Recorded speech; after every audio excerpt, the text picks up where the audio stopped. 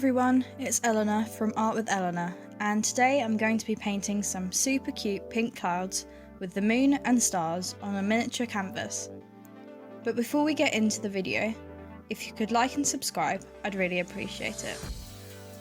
Throughout my life, I've only painted on a canvas a handful of times, so I was approaching this with a new set of eyes and the new knowledge I had learned from some other art YouTubers. I'm also going to walk you through each of the steps I have taken to complete this tiny painting. So if you want to follow along and create a miniature cute artwork of your own, you can do so easily. To start this painting off, I went in with a base layer of white acrylic paint. I did this as I wanted to use the wet in wet technique to achieve a smooth blend of the sky from the light blue near the clouds to the dark blue at the top of the painting. This base layer of white acrylic paint also removed any slight discoloration which was shown in the original canvas. So, as I've just said, I started with my dark blue acrylic paint at the top of the canvas, then blended this out using the same blue paint mixed in with a little bit of white acrylic paint. One thing I found that really helped me during this whole painting process was to mix up the colours I wanted for the part of the painting I was about to paint before I actually started the painting process. This allowed me to easily go back and forth between the different shades of blue to create an even and smooth blend for the sky. As you will have seen in the thumbnail to this video, I wanted the end result for this painting to have a fantasy feel to it. So for me, the best way to do that was to create some candy floss inspired pink clouds across the bottom of this miniature canvas.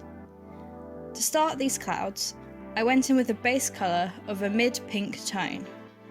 Personally, I do not own any pre-mixed pink acrylic paint, so I mixed my darkest red with white acrylic paint in equal parts to create this mid-tone. As you will have just seen, I ended up doing 2 layers of paint for the sky to make sure the colour was as vibrant as I wanted it to be. This is a really helpful tip for acrylics that I learned from the YouTuber Jamie Joe. And although this was the first time for me properly implementing this tip on the canvas, it did really help to improve the quality of the overall outcome for this piece. I also repeated this technique but with a lighter pink tone for the base layer of the clouds. The next task was to start filling the sky with a crescent moon and some stars. As this canvas was so small, I ended up altering the size of one of my brushes by cutting away some of the bristles to make a smaller brush tip. This was particularly helpful for creating the tiny details such as the miniature stars and making sure the shape of the moon was how I wanted it. You will also see that I tried to vary the size of the stars to make the scene have slightly more depth and make it look like a slightly more natural night sky. Whilst I was letting the stars and the moon dry, I went back to working on the base layer for the clouds. My aim for the end of the piece was for there to be 4 different shades of pink in 4 different bubble cloud shapes. This meant the top left-hand cloud would be the darkest, then the top right-hand cloud would be slightly lighter, and the bottom right-hand cloud would be the palest pink. I also decided to start painting the edges of the canvas as I went along. Painting the edges of a canvas is actually really important in trying to make a painting look properly finished if you are not planning on framing the canvas. As I had the tiny easel to display the final painting on, I knew this would be a crucial step for me to make my painting look polished and completed. As I did not leave a crisp edge when painting the initial blue background for the sky, I had to add several layers to the top 2 clouds to make the bubbles of the clouds stand out from the background. This meant the painting took me a bit longer than I had anticipated, but it did mean I got the shape of the clouds exactly how I wanted, so there's always a positive to come out of a slight mistake. It also meant I was able to adjust the colour of the clouds several times until I was completely happy with them, which is one of my favourite things about using acrylic paints. If I had chosen to do this same scene using watercolours, I would have had to use a completely different approach, as you are not able to layer watercolours in the same way you can layer acrylic paints. Let me know in the comments below what your favourite or go-to medium is when you create a piece of art. At this point, I wanted to try to film at a different angle by putting the canvas on its tiny easel. But I think I just ended up making life very difficult for myself. If you didn't know already, I actually film all my videos on my iPad, as I do not own a decent enough camera and tripod.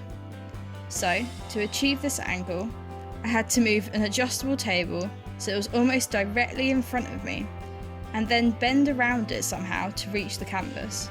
On top of this, the easel itself wasn't very stable. So as you can probably see, I'm trying to keep it still with my left hand. I only realised after I'd completed this painting that it would have been a good idea to use blue tack to stick down the canvas, but oh well. So I hope you appreciate the short amount of time at this different angle. Anyway, now to actually talk about the painting I was doing whilst trying out this different angle. I was mainly focusing on adding a bit more depth to the clouds to make them appear more three-dimensional. This involved adding a stronger base layer of colour to each of the differently coloured clouds.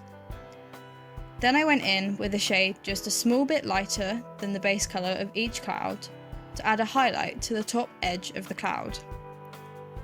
To blend this out so it is not a harsh bright line, I then went back in with the base colour of the cloud to create a smooth transition between the colours.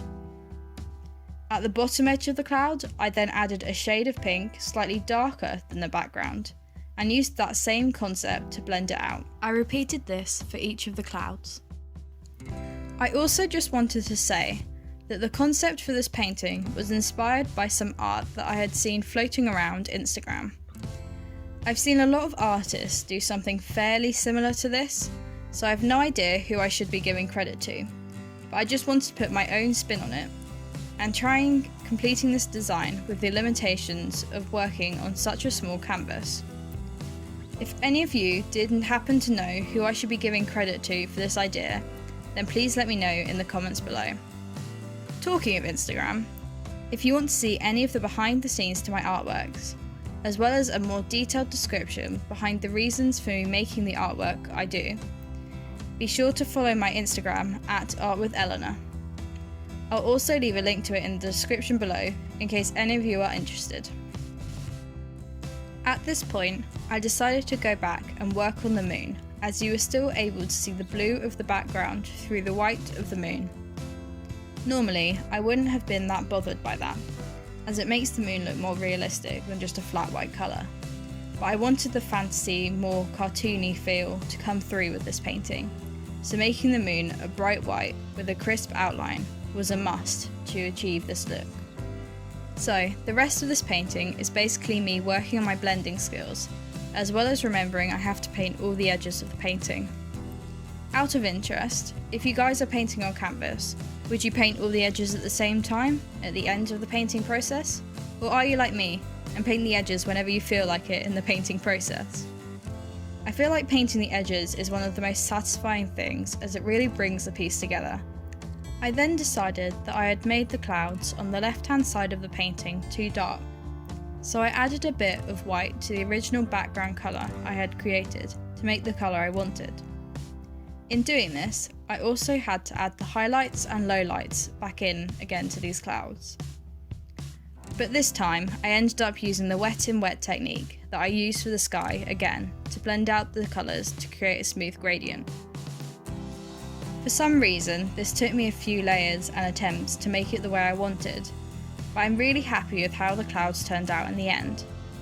It does surprise me a little bit that I went for pink clouds, as normally I prefer darker colours. It might have been because pink and blue go really well together, and the contrast from the dark of the sky and the bright pink clouds does achieve the fantasy and inspired look I was going for. Anyway, as we are now coming to the end of the video, and I am painting the final edge of this miniature canvas, I just wanted to say I really hope you guys enjoyed this video. If you learned something new from it, or if there was something you found really helpful from this video, then please do let me know in the comments below. I'm always looking out for new comments, and I'm open to any constructive criticism you might have for my artwork too.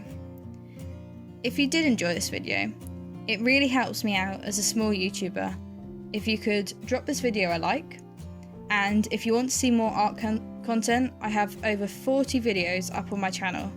So subscribe if you don't want to miss the next video.